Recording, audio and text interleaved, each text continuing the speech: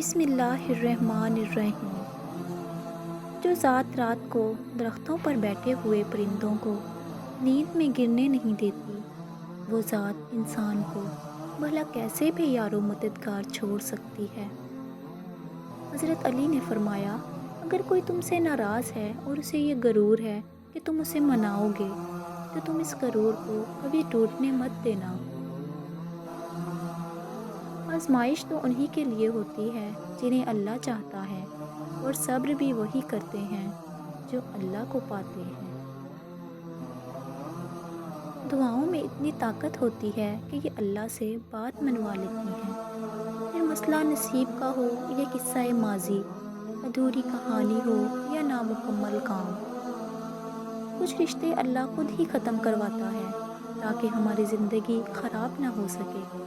بے شک وہ جو کرتا ہے بہتر کرتا ہے۔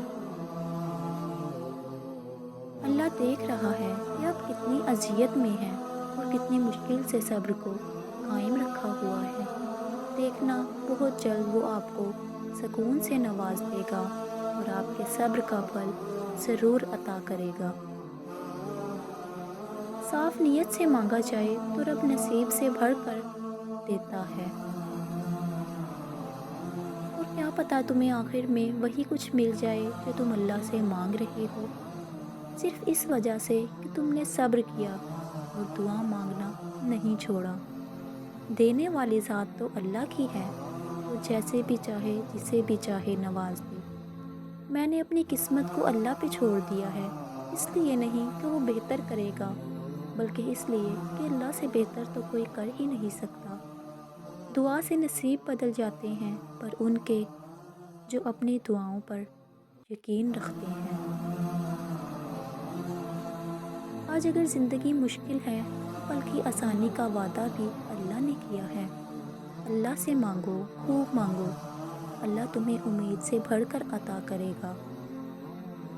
دعا کی قبولیت کی اس سے بہتر نشانی اور کیا ہو سکتی ہے کہ اللہ نے اب تک آپ کا دل دعاؤں میں لگایا ہوا ہے۔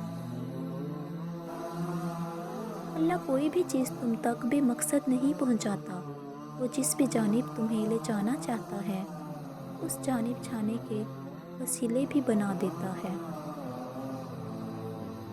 بس صبر رکھو، کیونکہ اس آزمائش کے بعد تمہارے لیے قبولیت کا وہ مقام ہے جہاں مانگنے سے پہلے عطا کر دیا جائے گا۔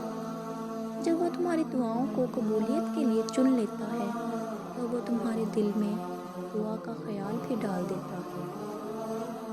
ایک وقت آئے گا جب آپ صبر کرتے کرتے اللہ کے اتنے قریب ہو جائیں گے کہ ابھی دعا دل میں ہوگی اور اللہ کن فرما دے گا۔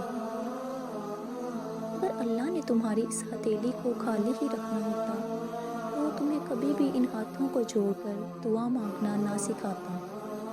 اگر دینے والے نے تمہیں دینے کا وعدہ کر رکھا ہے تو دنیا لاکھ کوشش کر کے بھی تم کو وہ چیز حاصل کرنے سے نہیں روک سکتی ہے۔ بس تمہیں یقین رکھنا ہے، جو اس سے مانگ لیا جائے وہ مل کر رہتا ہے، پھر وہ تمہیں وہاں سے دے گا کہ تمہاری دعائیں بھی حیران رہ جائیں گی۔ Thanks viewers for watching our video. اگر آپ چینل پر نئے ہیں تو چینل کو سبسکرائب کریں۔